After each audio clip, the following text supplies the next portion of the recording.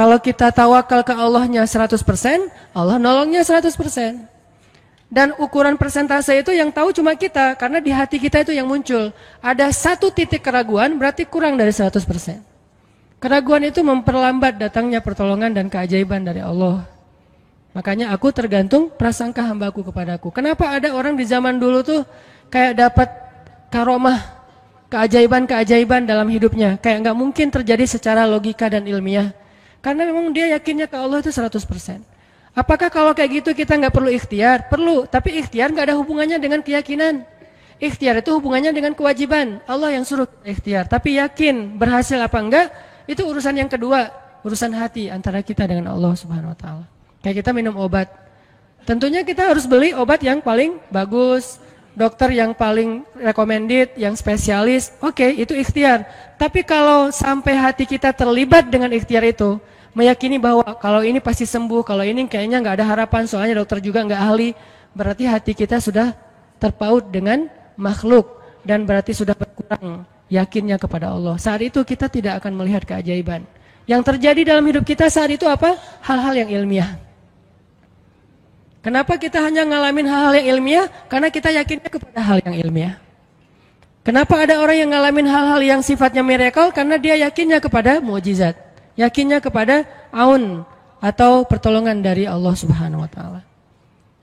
Jadi bukan kita tidak berikhtiar, ini bab a'malul qulub, amal hati.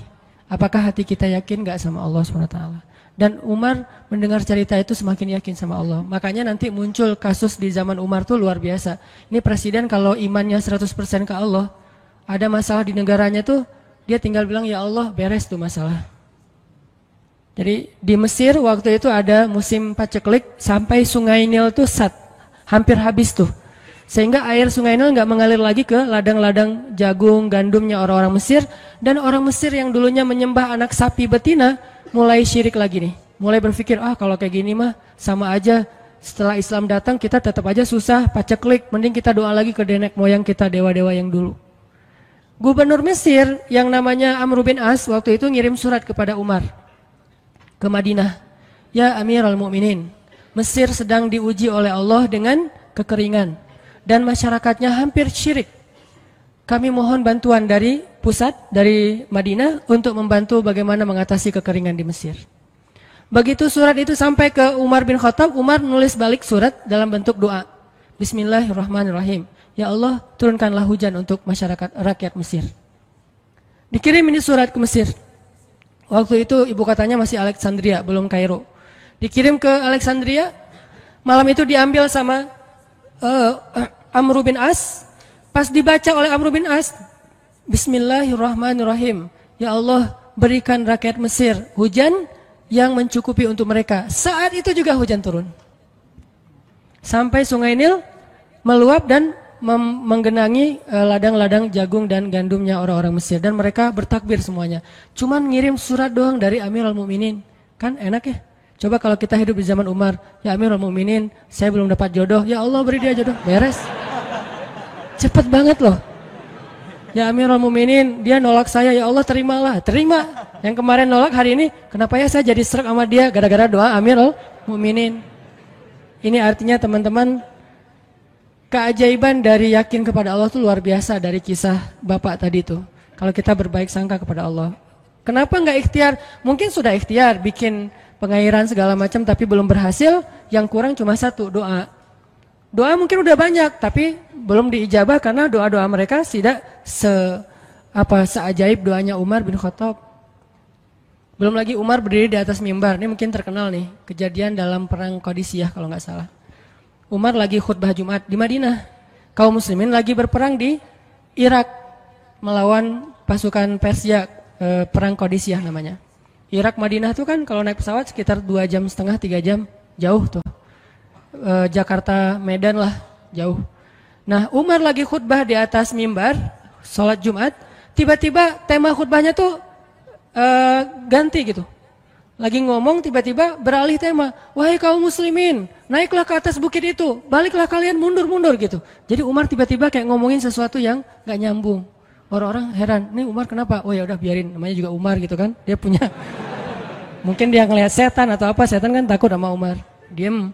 Udah selesai sholat Jumat, pada datang, ya Amirul Mukminin, tadi apa yang terjadi? Kenapa Amirul Mukminin ngomong sesuatu yang nggak nyambung? Kita juga nggak ngerti. Kata Amirul Mukminin, saya ngelihat Allah menampakkan kepada saya pasukan Islam di Qadisiyah yang terdesak, hampir habis dibantai sama musuh. Tapi saya ditunjukkan ke sebuah bukit yang mungkin mudah-mudahan itu jadi benteng untuk mereka berlindung. Saya suruh mereka naik. Orang kan nggak langsung percaya kan? Bener gitu terjadi kayak gitu. Kalau Rasul ngomong, mungkin aku naik ke langit, Isra Mi'raj, oke lah. Itu aja masih ada yang mendustakan. Ini Umar yang ngomong, bukan Nabi yang dapat wahyu. Orang nggak langsung percaya. Selang beberapa minggu kemudian, pasukan Qadisiyah pulang. Jadi utusan mereka pulang bawa berita tentang kemenangan perang dalam perang Qadisiyah. Dia cerita, suatu hari di hari Jumat, kami sedang berperang. Kami terdesak, hampir habis dibantai sama musuh. Udah nggak ada jalan untuk berlindung. Tiba-tiba kami mendengar suara Umar. Amirul Mukminin berteriak, wahai kaum muslimin, naiklah ke atas bukit ini supaya kalian terlindungi. Akhirnya kami mundur naik ke atas bukit dan selamat waktu itu. Berarti benar-benar terjadi. Kok bisa?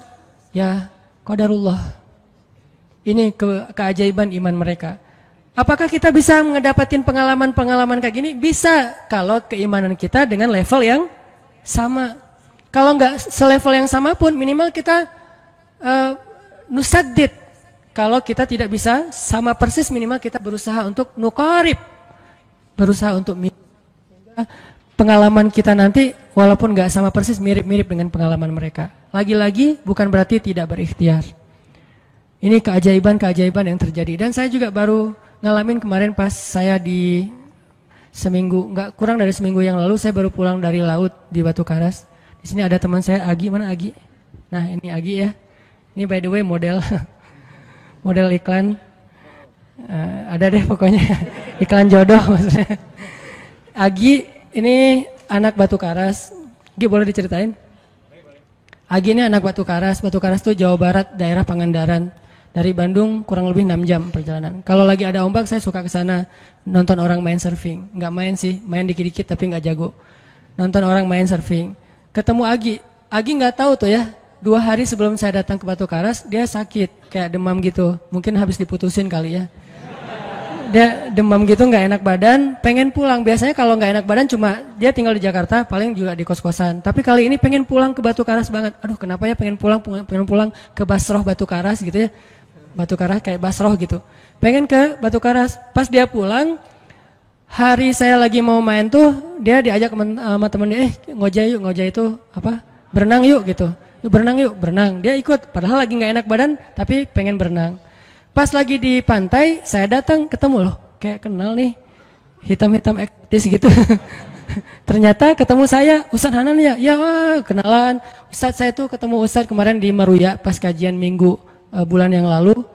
Cuman karena jamaahnya banyak, saya nggak bisa ketemu Ustadz, nggak bisa salaman. Saya waktu itu membatin. Ya Allah, saya pengen banget ketemu Ustadz Hanan langsung, tapi jangan dalam suasana ta'lim yang ramai, langsung berdua. Mudah-mudahan terkabulkan. Akhirnya Agi banyak istighfar sebulan istighfar. Akhirnya terjadilah yang tadi itu, dia nggak enak badan. Saya juga tiba-tiba ujuk-ujuk, kenapa ya saya pengen ke Batu Karas, kenapa ya pengen ke Batu Karas. Ternyata di sana ada ombak, kan ada Agi. Ketemu aja di Batu Karas, itu cara Allah menskenariokan. Dan itu terbukti banget loh, istighfar. Bukan karena saya orang soleh, dan kita bisa istighfarin siapa aja. Saya pengen ketemu ini, saya pengen. Dan itu ajaib. Kalau misalnya nggak ketemu pun di dunia, insya Allah ketemu dengan orang soleh itu nanti di akhir. Apa ruginya beristighfar dan berdoa? Nggak ada ruginya kan? Ya Allah, saya pengen banget ketemu dengan, misalnya, sebutlah ulama yang paling kita ngefans di dunia siapa gitu, dengan Imam Sudais, Imam Masjidil Haram. Pengen banget jabat tangan sama Imam Masjidil Haram yang imamin umat Islam seluruh dunia gitu. Tapi kan nggak mungkin.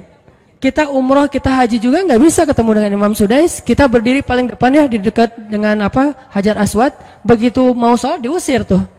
Begitu selesai salam langsung dipagar betis sama askar-askarnya. Susah ketemu beliau tuh, ajaib banget kalau bisa ketemu. Tapi kan nggak ada salahnya beristighfar kan? Astagfirullah, astagfirullah, ya Allah, Sudais, astagfirullah, astagfirullah, Sudais, astagfirullah. Terus aja gitu. Pengen ketemu Sudais. Tiba-tiba bisa aja sudah datang ke Indonesia, ada seminar apa, mungkin bisa ketemu yang paling logisnya. Atau kalaupun nggak ketemu di dunia, tiba-tiba bangkit dari kubur di sebelah kita. Siapa? Kan kamu sering manggil saya dulu, siapa? Sudais yang mana ya? Imam Masjidil Haram, Masya Allah Syekh gitu. Dan orang soleh nanti di akhirat, dialah yang salah satu akan menyelamatkan kita dari perjalanan yang sulit. Selain syafaat Rasulullah SAW. Jadi kalau disebut nama Nabi, kita spontan ya, Sallallahu Alaihi Wasallam. Kalau perlu bahkan kayak respect banget gitu. Kalau disebut nama Nabi langsung Sallallahu Alaihi Wasallam, karena luar biasa jasa Rasulullah. Yang jelas selain Rasulullah Sallallahu Alaihi Wasallam, nanti ulama-ulama orang-orang soleh juga bisa nolongin kita di akhirat. Jadi kalau kita doa, ya Allah pengen banget ketemu si Fulan, Syekh Fulan, Ustadz Fulan, Kiai Fulan. Kalau nggak ketemu pun di dunia, pasti ketemu di akhirat. Yang jelas harapan kita nggak mungkin Allah abaikan gitu aja, nggak mungkin. Pasti Allah kabulkan. Cuman Allah kadang-kadang menggunakan cara yang lebih baik daripada yang kita pernah bayangin. Ketemu beliau di dunia paling cuma selfie. Tapi kalau ketemu di akhirat, dibawa selamat di sirat yang panjang, lebih mending mana? Ketemu nih dengan seorang ulama, orang soleh yang kita ngefans banget nih.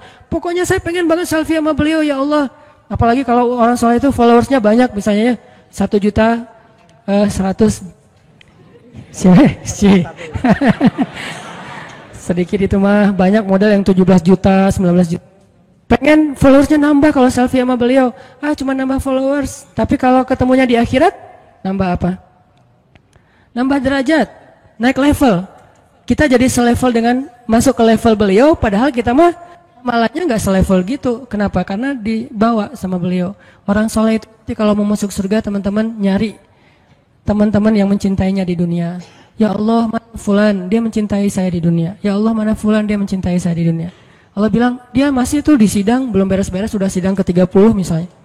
Kan sidang di dunia aja satu kasus berpuluh-puluh kali kan. Gimana sidang akhirat, lebih berat lagi tuh. Ya Allah, tolonglah dia, selamatkan dia, karena saya mencintainya selama di dunia karena Engkau. Akhirnya orang-orang soleh pada balik lagi dari surga, balik lagi ke padang mahsyar. Demi ngapain? Demi menyelamatkan orang-orang yang mencintai mereka semasa di dunia. Datang ke padang mahsyar, cari ke bagian informasi.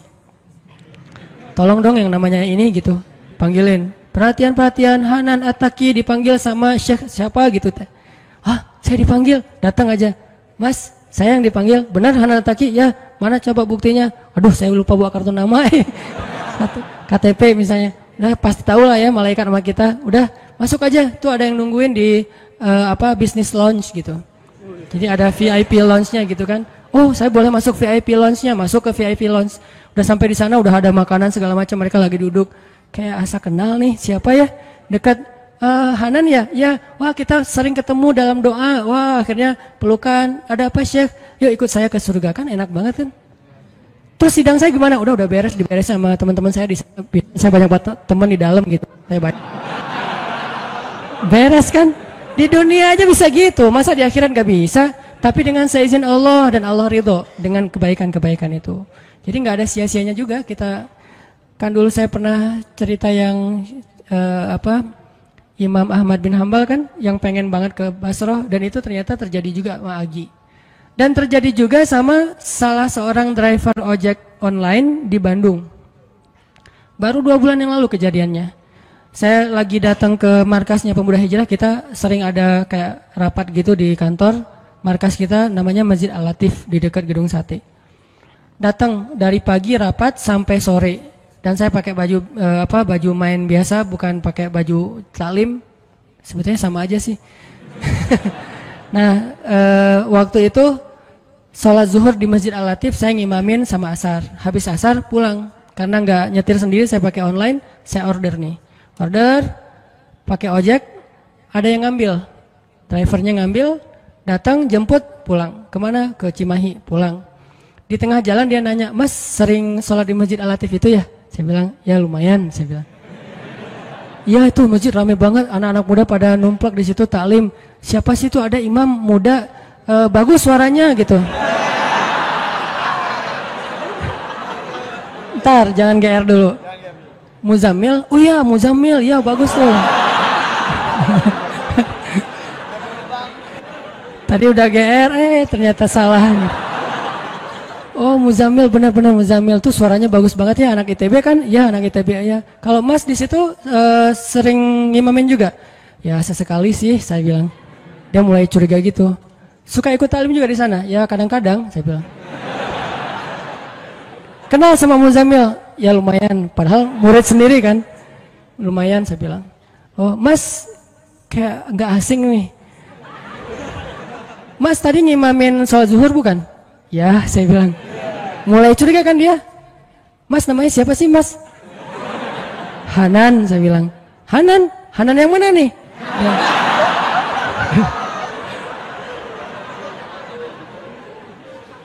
Saya bilang Hanan Taki. Wah langsung oleng deh mah.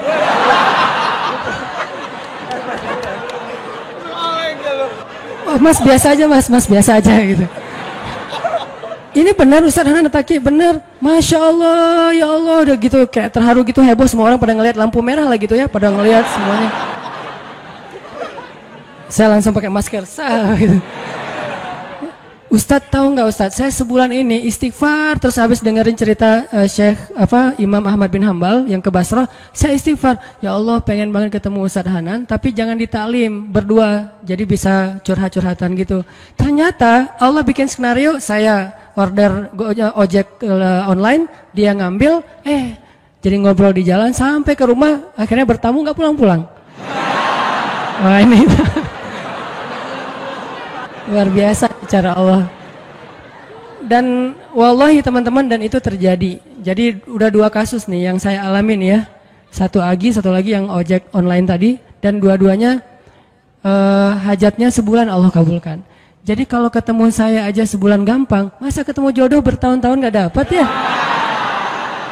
Gimana nih?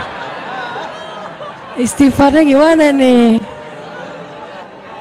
Ini terutama buat cewek-cewek nih. Kalau cewek-cewek kan nggak bisa nyari, masa cewek kepo gitu kan nggak mungkin. Pura-pura follow, nge-like. Kok dia nge-like terus yang first like lah gitu? Nggak mungkin kan? Cewek kan agak-agak jaim. Ya udah istighfar aja deh. Banyak-banyak istighfar. Tiba-tiba ada yang kesandung jatuh di depan cewek, HP-nya jatuh. Dia pergi, HP-nya nomornya. Nggak penting sih ceritanya. Pokoknya ada. Ada jalan dari Allah yang kita nggak ngerti nih, yang jelas bisa. Kita tinggal yakin aja sama Allah, istighfar, Allah yang kasih jalan. Walladzina jahadu fina lanahdiyannahum subulana. Pokoknya kalau kalian bersungguh-sungguh kata Allah di jalan kami, udah kami kasih jalan-jalan keluar yang subul, jamak dari sabil, banyak banget jalan keluar di sisi Allah. Yang penting kita jahadu fillah, berusaha di jalan Allah Subhanahu wa taala.